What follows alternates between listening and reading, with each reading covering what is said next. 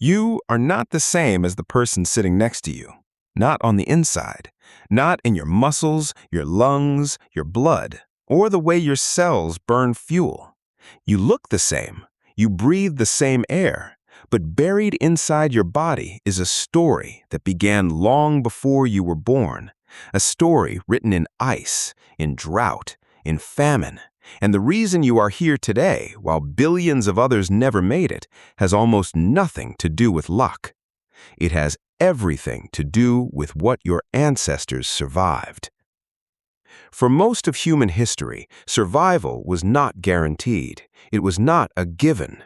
You did not simply exist and grow old. You competed. You fled. You endured cold that would kill an unprotected body in hours. You ran after prey for miles without stopping. You climbed, carried, fought, starved, and kept moving. And the people who could not keep up with those demands did not pass on their genes. The people who could, did. You are descended from them. Every single one of your ancestors, going back 2 million years, survived long enough to reproduce. That is not a small thing. That is a filter so brutal, so unforgiving, so relentlessly efficient that it shaped every cell in your body. The question is, what exactly did it select for?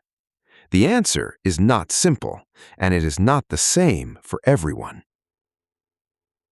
David Reich, a geneticist at Harvard University, has spent decades mapping the genetic differences between human populations across the globe. His research on ancient DNA has revealed something that was once considered too uncomfortable to discuss openly. Human populations that spent thousands of years in different environments adapted in different ways. Not better or worse, not superior or inferior, but different. Differently tuned, differently shaped by the pressures of their specific patch of Earth. Think about what that means. Your ancestors did not all live in the same place. They did not all face the same predators, the same climate, the same food supply. A population that spent 10,000 years in the highlands of Ethiopia was shaped by different pressures than a population that spent 10,000 years in the Arctic. And those pressures left marks, measurable biological marks that you are still carrying today. Take oxygen. At sea level, the air you breathe is around 21% oxygen, but at 4,000 meters above sea level, every breath delivers significantly less. For most humans, altitude is a physiological crisis. Your heart races, your head pounds, your muscles burn, your body scrambles to compensate. But for the Tibetan people, researchers like Cynthia Bale at Case Western Reserve University have documented something extraordinary. They carry a variant of a gene called EPAS1 that allows their bodies to function at altitude without the side effects that would cripple someone from lower ground. This gene variant is found in almost 90% of Tibetans. It is found in less than 10% of Han Chinese. The difference is not culture. It is not training. It is not willpower. It is selection. It is thousands of years of high-altitude living killing off the people who did not carry that variant and sparing the ones who did. That is what survival does.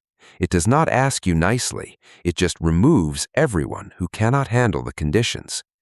Now apply that same logic to speed, to endurance, to strength.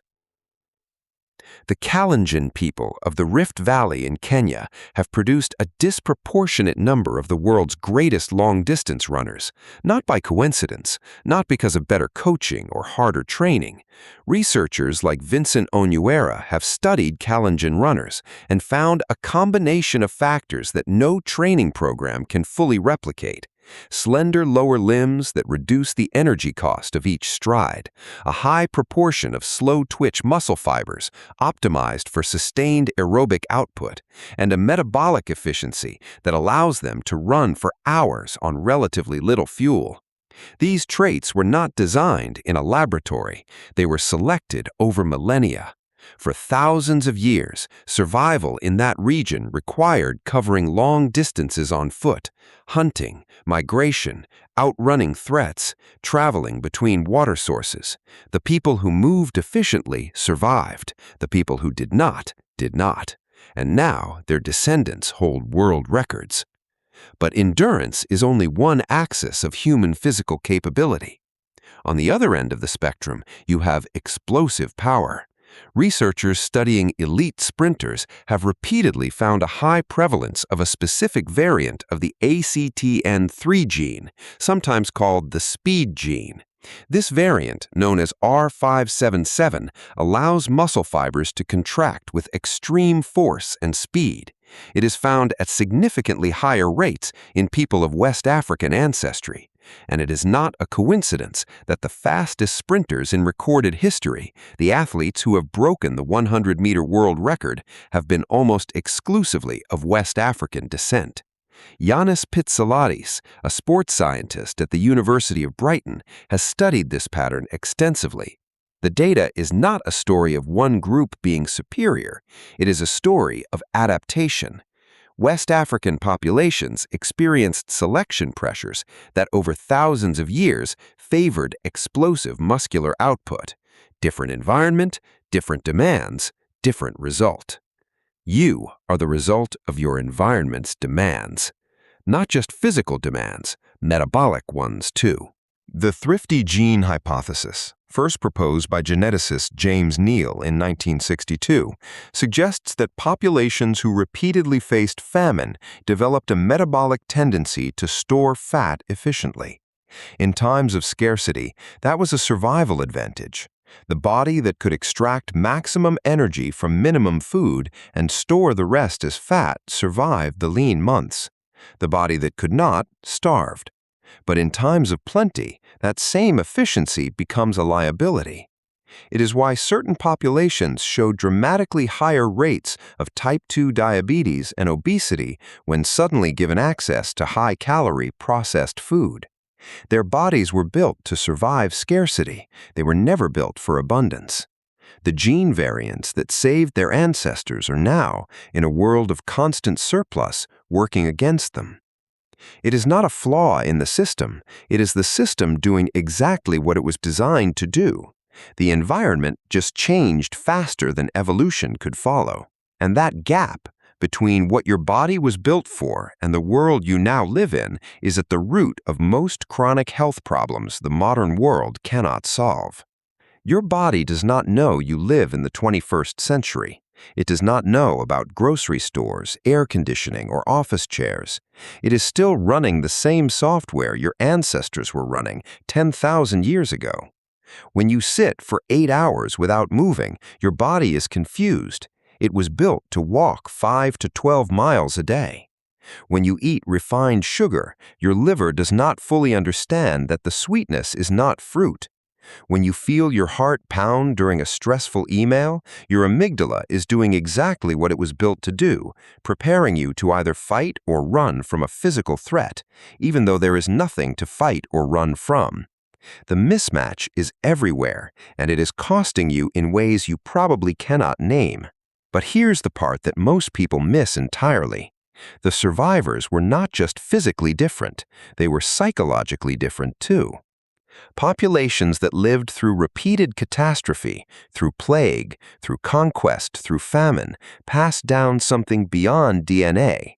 They passed down behavioral tendencies, a higher baseline anxiety in environments of scarcity, a stronger threat detection system where predators were common, a greater capacity for group cohesion under pressure in societies that survived by cooperation.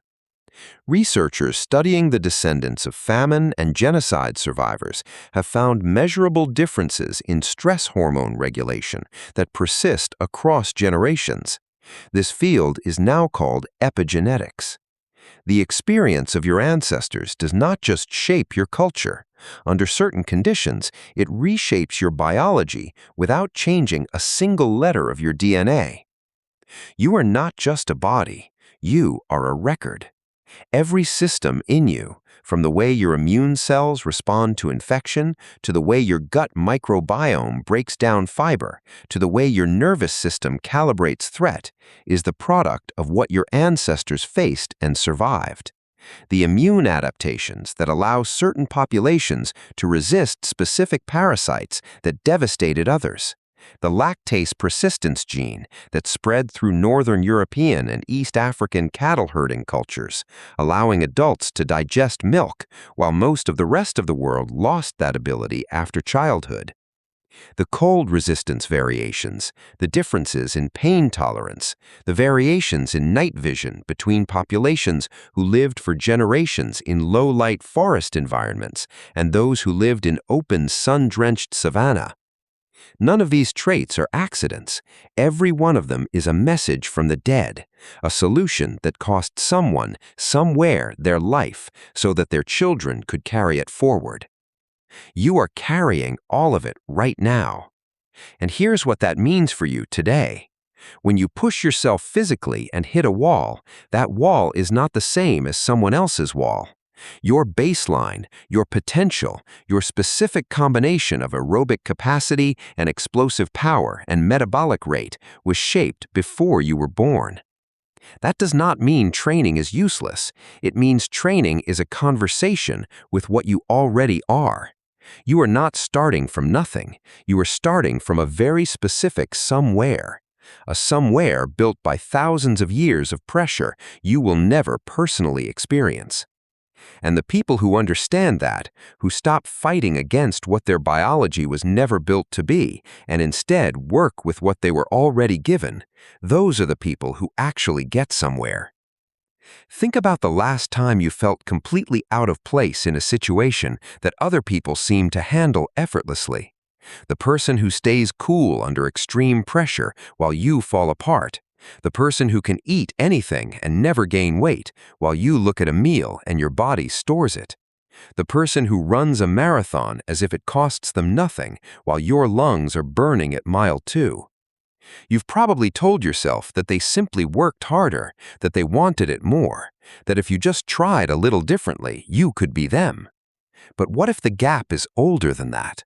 What if it was decided before your first breath, in the bodies of people who lived and died in places you have never been, facing conditions you will never face? You did not choose what your ancestors survived, but you are here because they did.